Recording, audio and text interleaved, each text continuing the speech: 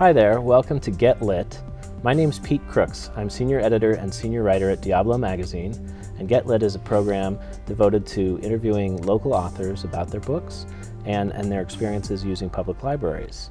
Today we have a very special guest, San Ramon resident and author Mahbod Seraji, whose debut 2009 novel Rooftops of Tehran was based on his own experiences growing up in Tehran and has received great acclaim as a debut novel. Welcome, Mahbod Seraji. Thank you for having me. Nice to see you. Lynn Carey of the Contra Costa Times book club fame loved your book and told us at Diablo magazine you got to tell everybody about this book. It's a delightful and fascinating piece. Can you tell us a little bit, as a first novel, how did you get started deciding to write this, tell this story? Yes, sure. Well, first, Lynn has been very, very kind, and I'm very appreciative of her. And since we talked, she has become a very good friend. For as long as I remember, I wanted to be a writer. Mm-hmm. I read my first book, Jack London's White Fang, on the same rooftops that's depicted in this story. And I fell in love with writing, fell in love with reading. But I came to the States, and obviously, my intention when I was thinking about writing back then was to write in Persian. Mm-hmm. But then, living here for the last 30 years, that plan changed. And I thought, Iran has changed so much since the days I was there, that I thought I have a story to tell about that period that seems to sort of have been forgotten. Iran is considered the U.S. enemy right now. When I was back there, Iran was one of U.S.'s greatest allies. Everybody thinks that Iran is a religious country. People don't remember that Iran used to have a secular government. Mm-hmm. I wanted to take people back to that period with the book. Growing up in Iran, what was your impression of the U.S. as a child, and what kind of influences, you said Jack London's White Fang, but literary and cinematic and musically, what kind of influences did you get as a child? Sure. Well, in those days, basically all American movies were shown in Iran. I remember every weekend there was a series on television which we all waited for. It was Hitchcock movies, all of John Ford, Howard Hawks movies. In fact, my interest in being a film major started from watching American films. A lot of the American writers, their books were translated into Persian. Jack London, Howard Fast, John Steinbeck, Ernest Hemingway. So those were the kinds of books that many of us used to read back in those days. I think people have a perception that everybody, and I talk about it in the book, that people were anti-US, anti-America. The reality is that people actually love America, love Americans. They're very much, as I talk about in the book, anti-US foreign policies.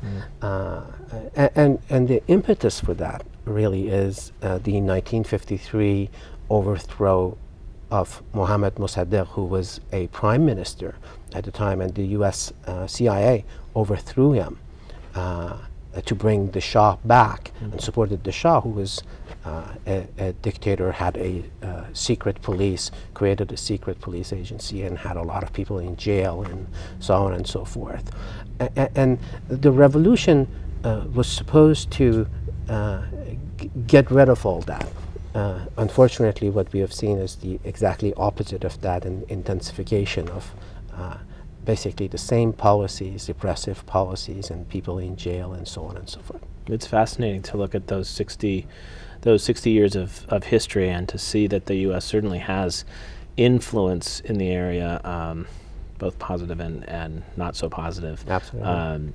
you came to live in the United States in 1976. What were the circumstances that brought you to the United States? And you didn't start here in the East Bay, you started in Madison, Wisconsin. My first destination was Madison, Wisconsin, because a number of my father's friends lived there, and so they wanted, my parents wanted to send me someplace where we at least knew some people, because I didn't really know much English. I knew a few hundred words of English, and for a month and a half I ate Big Mac, small fries, small Coke, because that's all I could say.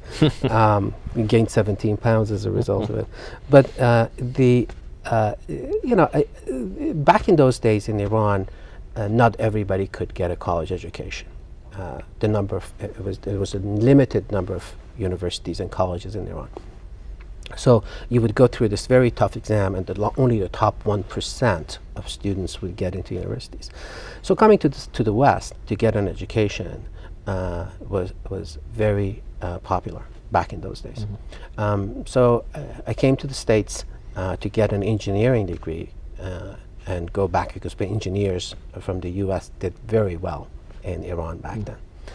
But then the revolution happened, and the American hostage crisis happened, and the Iran-Iraq war started, and it was not a safe place to go back to if you were here. So I stayed on. And moved to Iowa? I moved to Iowa City and got my bachelor's, master's degree, and doctorate degree all from University of Iowa. And then moved to Chicago to work for a company, for Motorola for a number of years, and then moved on. Eventually I moved to the Bay Area at the end of 1999.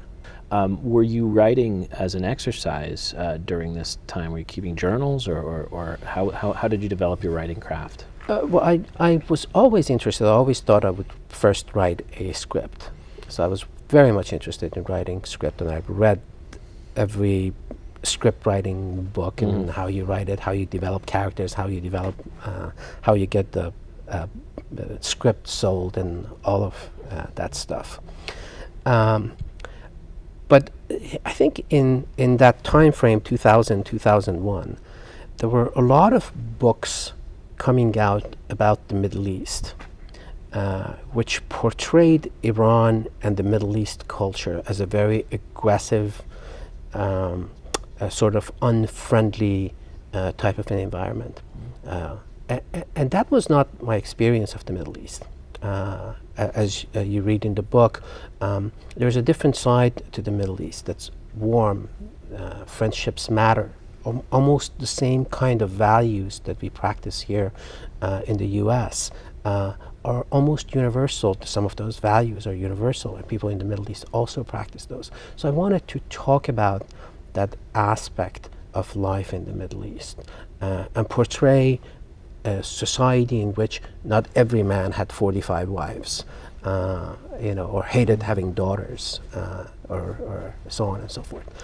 As a person that grew up and experienced the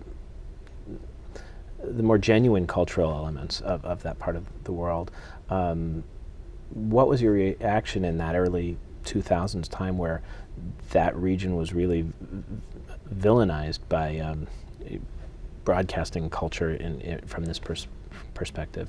And how did that form this story or affect this story? It was, I think, difficult for many of the people who came from that region to sense and to experience that vilification. And if you were in a position like I was, where I felt like I could do something about it, and I could write about it to present a different side of life in that region, you would do it. I think there are other people who have been avid spokespeople for that region and have done wonderful work. There was a time that, in fact, you could not translate literature that came from Iran, because Iran was on the State Department's list of terrorist nations. So you couldn't translate that, and that went against freedom of speech the constitutional laws, and there were people who fought this for years, and now you can do that. So everybody took almost a different approach to addressing the issue that you just raised. And the flip side of that is that your book, which I'm certain would have great interest in Iran as popular fiction, has yet to be released in that part of the world. Yes, the book has been, and by now has been translated almost into, I think, 13 or 14 languages, but not Farsi, not Persian. And it's exactly the same principle, what I said earlier, which the regime that replaced the Shah's regime was supposed to get rid of repression, was supposed to bring freedom of speech and freedom of all sorts of freedoms to Iran. And unfortunately, instead, they have made it much worse. And that's why we are in the situation we are right now. While writing this book, you were saying that you were able to go back and visit, but have not been back since the book was released. What were those visits like for you? It was interesting. I had not gone home for 17 years first. So I hadn't seen my father for 17 years. It was quite an amazing, emotional experience to see my father after all those years. And in fact, at first, when I saw him from a distance, I didn't recognize him, because when I left, he was in his 40s. When I went back, he was in his 60s, and that people change, especially under tough circumstances, a lot. So from that perspective, it was incredibly emotional. And I also sensed, from the moment you land at the airport, you can sense it, that things have changed. People dress differently. Back in my days, women didn't have to wear the chador, didn't have to cover themselves. People dressed any way they wanted. The first time I went, men couldn't even wear short sleeves. So it hits you. You immediately see it. The book is called Rooftops of Tehran. And back in those days, people spent a lot of time on the rooftops, partying up there, communicating, which to me was a symbol of openness of the society, that you could be up there, see everybody, and everybody could see you. When I went back, I found my friend who's in the book, and at one point I told him, let's go up on the rooftop. And he looked at me and said, why?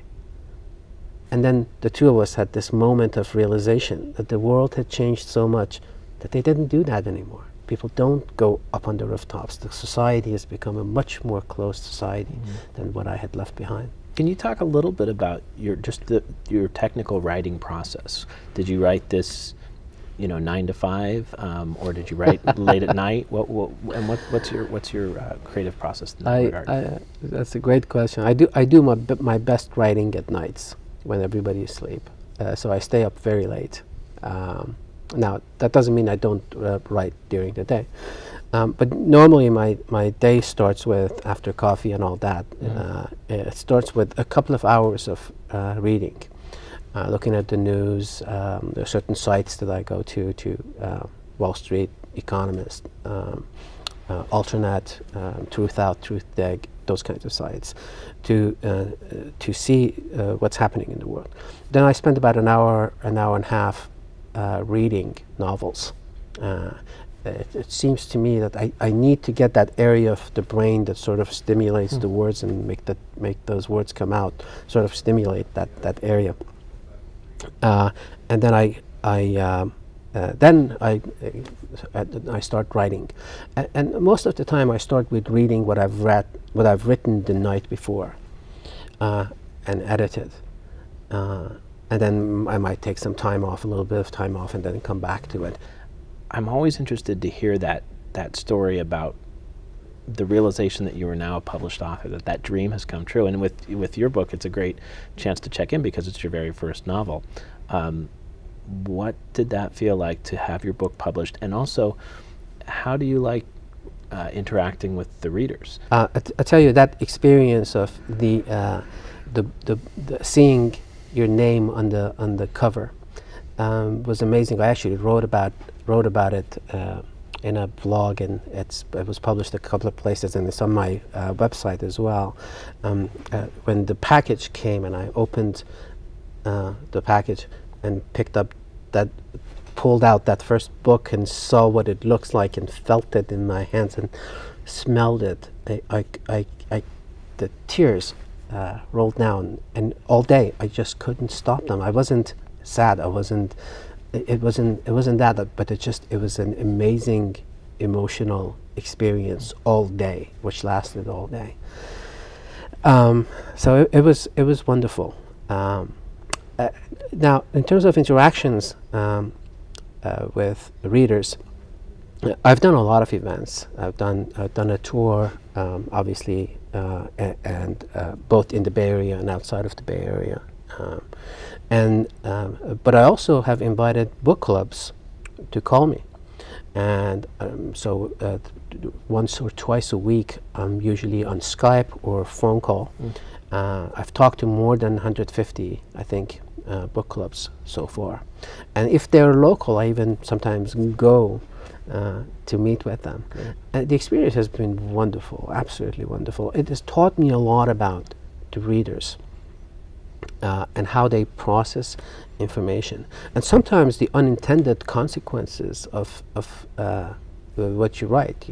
That people read things in your novel that you sometimes perhaps did not intend to convey, but that's the power of perception, right? Yeah.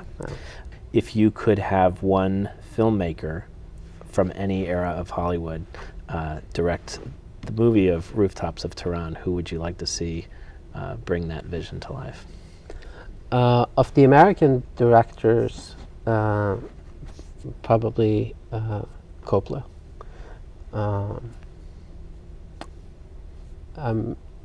I think him.